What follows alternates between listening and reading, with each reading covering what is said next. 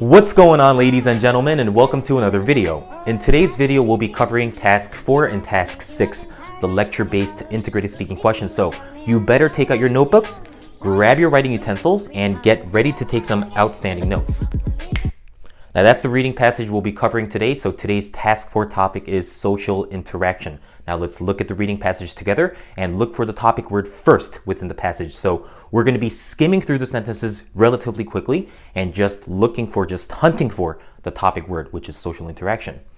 Okay, now I noticed that the topic word is given to me in the fifth sentence, in the sentence that starts with, for example. One principle of social interaction, audience effects, suggests that the presence of others tends to alter the way people behave or perform an activity. Thank you very much. The reading passage gave us a sentence, a definition that we can just copy. Now, where you're going to start copying that is from the verb suggests to activity, so it's relatively simple. So the definition, well, by the way, we don't need the reading passage anymore. It's gone. So the definition is social interaction, which suggests that the presence of others tends to alter the way people behave or perform an activity. Now, I put a thick slash here because I'm planning on ending the definition after the way people behave if I have closer to 15 seconds left. However, if I have closer to 20 seconds left, I'm going to say the entire definition. So when you're reading the reading passage for Task 4, take notes on a long definition just in case, because we can never guarantee ourselves that we will have a sufficient amount of notes from the lecture. All right, so just in case, have a long definition organized so that you're able to spend the extra seconds that you have left if and when you did miss some important information from the lecture. Understand?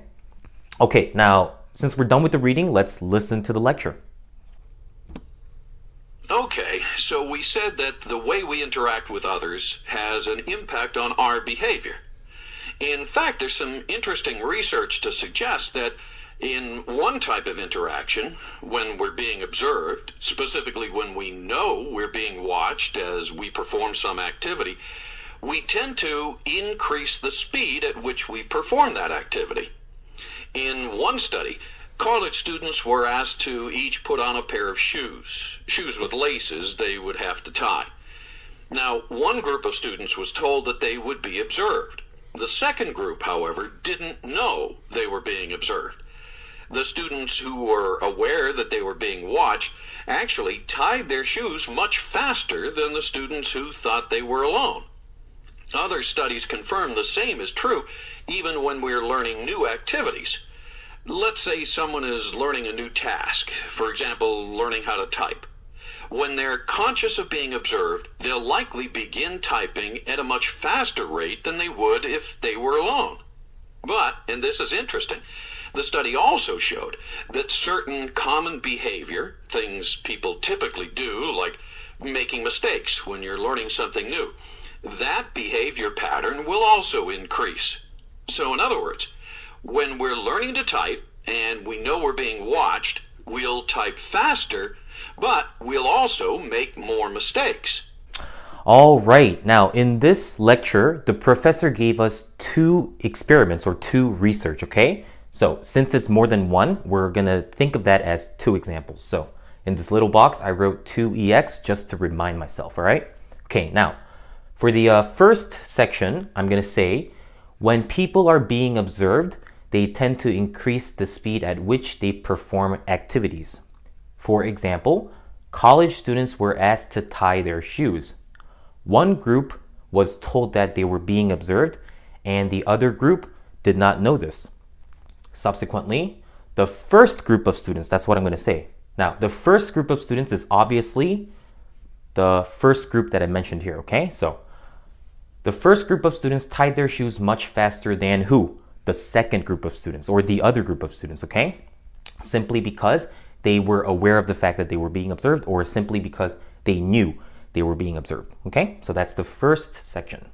Okay, now the second section, I'm going to say, when individuals are learning a new task, such as typing, and when they are conscious of being observed, they will type much faster. On the other hand, common behaviors such as making mistakes will also increase, which means, or meaning that, these people will type faster and make more mistakes simply because they are being watched. All right, so that's what I'm going to say from the lecture. I believe that this is going to be more than enough information for me to spend 1 minute very, very comfortably.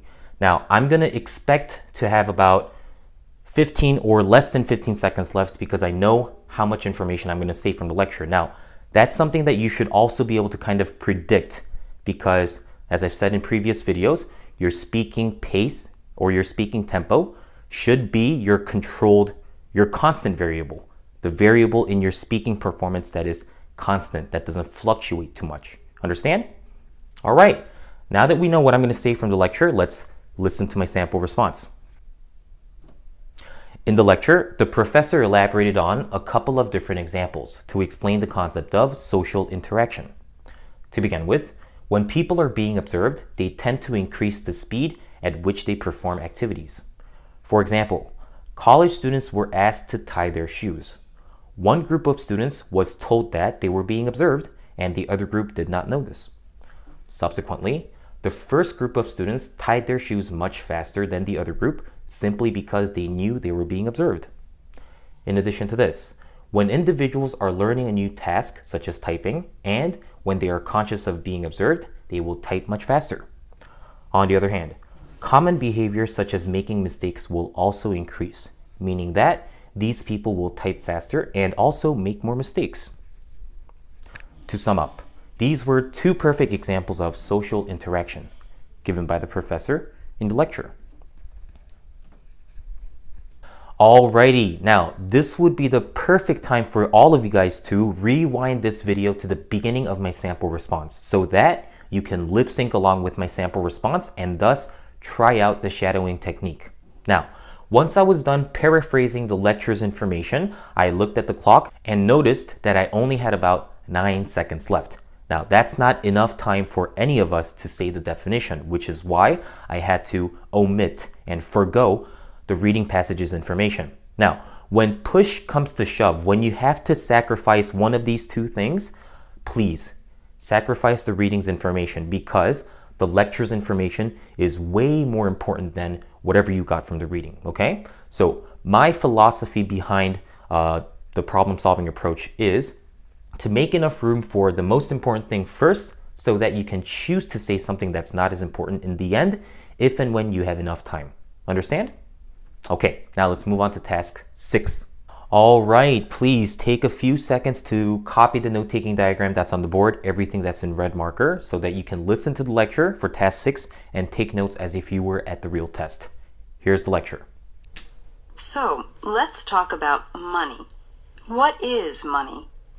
Well, typically people think of coins and paper bills as money, but that's using a somewhat narrow definition of the term. A broad definition is this. Money is anything that people can use to make purchases with. Since many things can be used to make purchases, money can have many different forms. Certainly, coins and bills are one form of money. People exchange goods and services for coins or paper bills, and they use this money, these bills, to obtain other goods and services. For example, you might give a taxi driver $5 to purchase a ride in his taxi, and he in turn gives the $5 to a farmer to buy some vegetables. But as I said, coins and bills aren't the only form of money under this broad definition. Some societies make use of a barter system. Basically, in a barter system, people exchange goods and services directly for other goods and services. The taxi driver, for example, might give a ride to a farmer in exchange for some vegetables. Since the vegetables are used to pay for a service, by our broad definition, the vegetables are used in barter as a form of money. Now, as I mentioned, there's also a second, a narrower definition of money. In the United States, only coins and bills are legal tender, meaning that by law, a seller must accept them as payment. The taxi driver must accept coins or bills as payment for a taxi ride, okay? But in the U.S., the taxi driver is not required to accept vegetables in exchange for a ride. So a narrower definition of money might be whatever is legal tender in a society, whatever has to be accepted as payment. All right, now for this lecture, when it comes to our beginning and ending sentences, we can choose. So you can choose to say how money has a broad definition or how money has many different forms. That's your choice, okay? Now I'm gonna go for this one, okay? So money has a broad definition, and I'm gonna change this just a little bit to how money can have a broad definition, okay? Not just has a broad definition, but can have a broad definition, because I think in this lecture, the barter system is something that's kind of unique that the professor wanted to emphasize on, okay? So how money can have a broad definition is what I'm gonna say for the beginning and ending sentences. All right, now for the first section, I'm gonna say, people usually exchange goods and services for coins and bills. For example, a person can give a taxi driver $5 for a ride, and the taxi driver can give money to a farmer for some vegetables. However, so in this situation, we're not going to say on top of this. However, some societies utilize a barter system in which individuals can exchange goods and services directly for one another. So this is the unique thing about money that allows it to have a broad definition. To be specific, in these societies, a farmer can give a taxi driver some vegetables for a ride. Now over here is what explains to us that money still has a narrow definition though. On the other hand, in the United States, only what? Coins and bills are legal tender. Legal tender means legal forms of payment, okay? So people in America must accept what? Coins and bills as payment. So that's what I'm going to say from the lecture. It's not as much information as what I said in the task 4 response, so let's see how this pans out. Here's my sample response. The professor gave a lecture about how money can have a broad definition. To begin with, people usually exchange goods and services for coins and bills. For example, a person can give a taxi driver $5 for a ride, and the taxi driver can give some money to a farmer for vegetables.